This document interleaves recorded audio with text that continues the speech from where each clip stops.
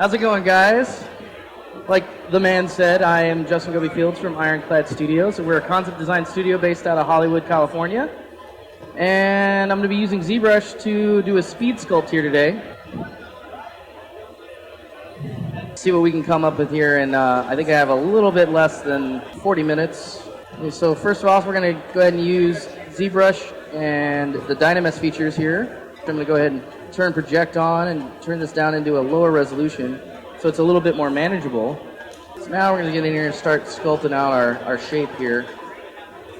So we're going to start out by blocking in our major shape here. We're going to do kind of a humanoid shape. And what we might want to do now is go into a flat color, so it's more of silhouette shape designing. Normally I would start by having a pre-made shape that's kind of already a humanoid body ready to go. Let's do a basic material here. Let's try Skin Shade 4. Gives us a little bit more of a realistic shape. And the whole time I'm doing this, I'm going to be constantly dynameshing, figuring out what kind of alien we're going to do here. And we can jump in to start building up our clay shapes here. So when I design and I start creating some of these shapes, I like to have everything flow. And we can go ahead and Dynamesh, kind of correct that topology real quick and smooth this out. Bring up our insert brush. I'm going to just lay in some shoulder work here. Move this, put this in position here. ZBrush is one of those amazing programs to where while I am sitting here creating and just bashing these shapes in here, it'll constantly be fixing the topology effortlessly, smashing these shapes together. Now I'm just kind of reinforcing just a little bit of anatomy. So I want to start laying in some shapes here to the eyebrow line. Start carving into our model just to see what kind of shapes we can come up with. So now we have this shoulder work in here. Just going to go ahead and lay in a collarbone here so we know what we're looking at. Let's go ahead and use our trim dynamic brush to kind of just block in some planar shapes so it's not all like a gooey mess. Just experimenting with shapes at this point. Not really sure where I'm going with this concept, but if you've noticed, I'm still at the lowest subdivision. I haven't divided yet at all. It's because I want to make sure that my forms are ready to go.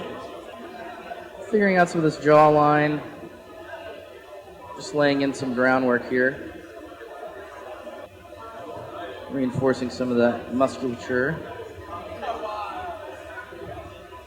Now I'm going to choose the move brush. I'm going to start moving some shapes around just to see what kind of language we can get going. Maybe go for a little bit more insectoid shapes. I haven't even divided yet. Smooth that down. Starting to play with a little bit of a motion.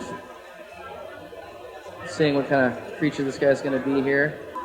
Okay, let's go ahead and add some eyeballs while we're at it, so we can really start to see what kind of character this is going to be. Just going to scale it down and hit 1 to repeat that shape over and over. Let's see there, that's about right. Maybe one more. And let's move this up into position. Now we can go in here into our geometry palette and hit modify topology and mirror and weld that over. We can go into subtool master, go to mirror, merge into one subtool, hit OK, drop that over there. Now, what we're going to do now is we're going to divide it once or twice, and we're going to choose a different material. And what I really want to do now is I want to add that wet shine to the eyeball when it comes to looking at reflectivity. And there's something about black, creepy eyes that are just really awesome. So now that we have that in there, we can put that in the material and fill that object. So let's go ahead and go back to our skin shader and a whiter color, and let's go ahead and fill that right now. So now we have that going on. So let's go ahead and start to lay in some of the groundwork for this eyeball shape. Smoothing everything. You'll do a lot of that in ZBrush where you'll lay down some marks and you'll just go and build up that space. Strengthen this eyebrow line up here a little bit more. I got to tell you guys, after using a tablet for most of the years, most of the last 3 years, getting in here to work on a Cintiq, this new Cintiq is pretty amazing. And let's pick our damn standard brush. Start to carve into these shapes here. Lay a little bit too thick of a line down there, and I can see that everything's getting a little pixelated, so I'm going to go ahead and divide one more time. Just to see if I can get a little bit more cleaner shapes going on. I want to make this eye socket almost separate. Make this feel like there's a lot more going on in this face structure. Trying to make sense of the mouth here. That's one of those things that I'll always go back and rework later if I don't like it right away. And I like to use the damn standard brush almost as just like a pencil sketch on top of the forms here. Kind of make a plan of what I might want to do. Normally I get, at least 2 to 3 days to do a sculpt. So doing the rush jobs is always a challenge, but you can still perform and still get something out there that's usable if you have to in a short amount of time. Okay, so we're going to go back in here to the move brush. And probably going to lower the resolution just a little bit so it makes it a little bit easier to squish some of the shapes around here. And I may lose the eyes here in a moment, but I will always go back and reset those into the right position. But I want to make sure that I'm getting a fun shape. Let's even this out here.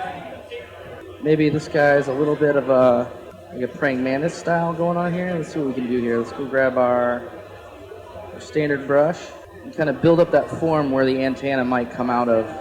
So now I'm just using the alternate brush here, just to kind of carve into that guy here. So we have this jawline going on here. Let's carve into the neck here. So what I'm going to do now is I'm going to go ahead and I'm going to mask out with the mask brush. I'm going to mask out a shape here. I'm going to make a secondary jaw for this guy. And I'm going to go ahead and use the extract here, hit accept. I'm going to clear that mask, and now we're going to go back to this, turn on symmetry here, right? So now we have that really form-fitting jaw. So if we take away or reverse the mask, we have those edges masked out, right? Because I want to keep it form-fitting, so when I do creature designs and your client will want to see what the interior of the mouth would look like, I'm already making wise design choices in the sculpt, so that I can always go back and do that, because it's one of those things where you can always, if you start with an open mouth, you can always close it, but you can't always open it because you'll have to redo detail and it's just a big mess. So it's almost, if you know from the get-go the client's going to want to see the inside of the mouth, you're better off sculpting it with the mouth open and then closing it later. But anyways, let's go ahead and get in here and make this jaw a little bit more prominent. All right, so let's clear this mask here. It's got some cool shapes going on. Let's blend that a little bit more. So the reason you do this and then you keep it on a separate subtool is for stuff like this. You can always open up the mouth pretty easy and get in there and detail a mouth out if you want. Let's go ahead and undo that for now. Just want to make sure that it feels like it's there. Let's move it out just a little bit. There we go. Some fun stuff going on. Let's give him some, let's divide that. Let's give him some crazy little spikes on the, like you would see on the back of a beetle, but let's take it to the next level. Let's go to our standard brush. Let's go to our mask brush. Let's go to drag react, and let's choose circle alpha that's stock in ZBrush. And I'm just going to start drawing some of these on here. And now I'm going to reverse that. I'm going to choose my move brush. I'm just going to simply just start pulling some stuff out here. I mean, you can go even crazy. You can just like straight jack this stuff out. But we're not going to do that. Soften this up just a little bit. And let's go ahead and clear that mask, see what that looks like. All right, cool. So I kind of like that. Let's kind of put some of that stuff up here on the head. Let's do the same thing here. Let's put some of this up here. Maybe to act like some eyebrows. Thinking like maybe this is a way for the creature to react, maybe shake when he's angry or something. We want him to feel like you don't want to touch him. Let's smooth that out just a little bit. I just want a little bit of that detail in there. Let's go back to the damn standard brush here. Just start getting in here and carving some more detail.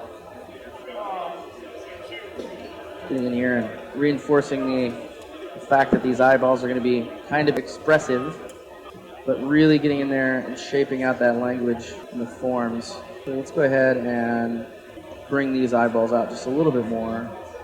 Right, okay, and then we're going to go ahead and duplicate that. Maybe give them 2 eyeballs, a little bit higher up. Okay, so now that we have that one in there, let's go ahead and merge these 2 together. And we're going to duplicate it again. And now we are going to scale this up a little bit, and we are going to apply the skin shader to this. Kind of want it covering those eyes because I'm going to do eyelids. So let's go ahead and Dynamesh those so we can slice those pretty easy. And let's go in here to our slicing tools. Put curve. And just slice that off right about there.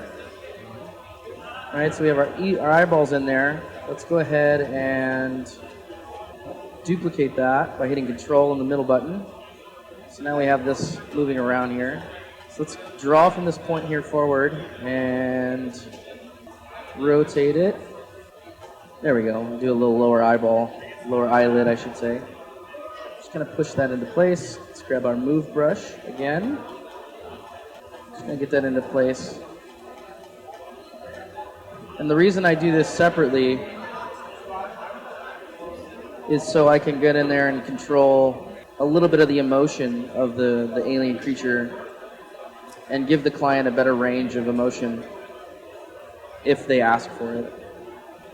Let's go back to the main body here. I like to keep everything in subtools to where I can organize things a little bit better and just have the freedom of always being able to make a change if I have to, as well as give the client lots and lots of different options. Let's go ahead and choose the eyelid section here again, and we're going to go ahead and grab the curve 2 brush. Let's go ahead and drop that curve, and let's go with an inflate brush here, thin it out here in the middle, and let's head back to the main body here and keep making adjustments. Let's grab something a little bit more drastic, the snake hook brush.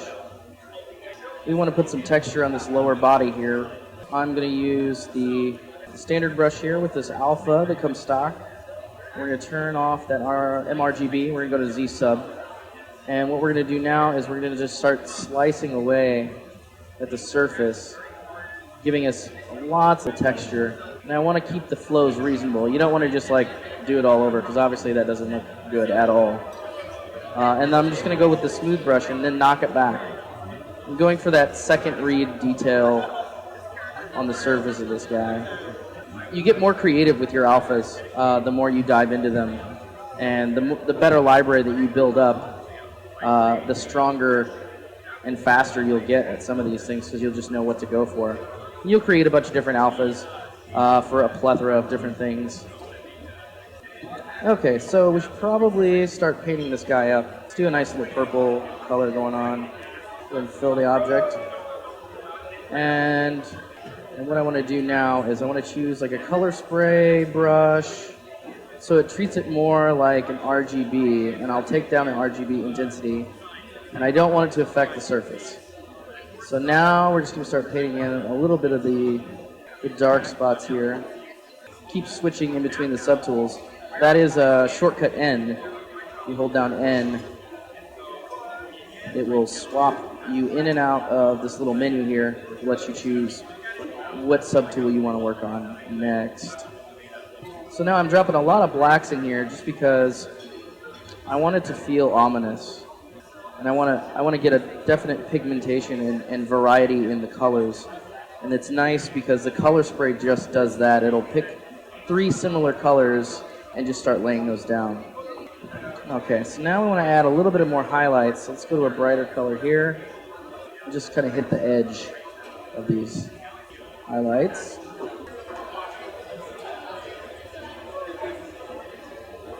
And if I had a little bit more time, I'd probably spend quite a lot of time on this phase because the texture part comes easy if you have a really good paint base. And I'll usually choose like a lot of different alpha colors and patterns